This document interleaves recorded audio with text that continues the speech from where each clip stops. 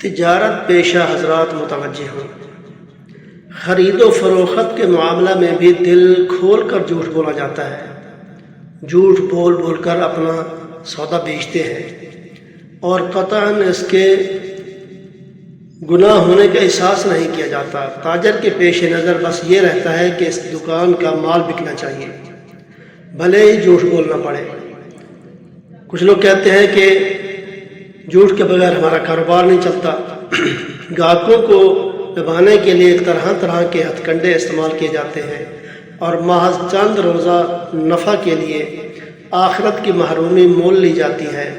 اسی بنا پر حضور علیہ السلام نے ارشاد فرمایا، التجار یحشرون یوم القیامت فجارا الا من اتقى وبر وصدق۔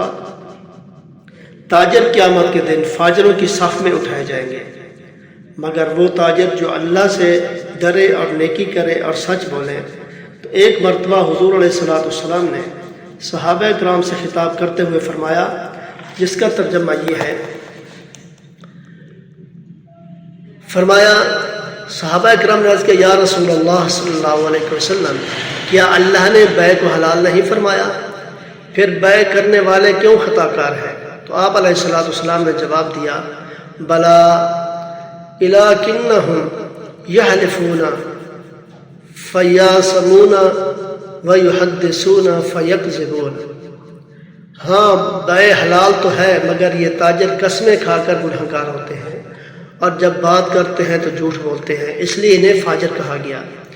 حضرت ابو ذر غفاری رضی اللہ عنہ فرماتے ہیں کہ حضور علیہ السلام نے ارشاد فرمایا کہ 3 آدمی ایسے ہیں جن کی طرف اللہ تعالی رحمت کی نظر نہ فرمائے گا اور نہ ان کا تزکیہ کرے گا اور ان کو دردناک عذاب ہوگا۔ تو میں نے عرض کیا، یا رسول اللہ صلی اللہ علیہ وسلم، ایسے بد نصیب لوگ کون ہوں گے؟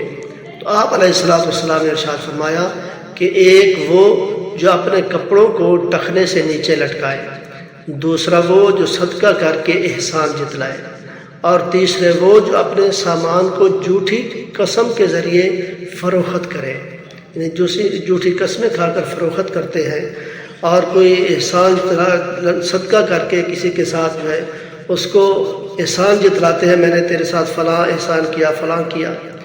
تو جتلانے والا اور جو تکبر کی وجہ سے کپڑے کو ٹخنوں سے نیچے لٹکاتا ہے مرد، تو اس کا جو ہے یہ فرمایا گیا، تو یہ لوگ جو ہے بد نصیب لوگ ہوں گے، تو ان کو دردناک عذاب ہوگا۔ تو لہٰذا اس سے بچنا چاہیے۔ دعا ہے اللہ تعالیٰ ہم سب کو اس سے محفوظ فرمائے، آمین۔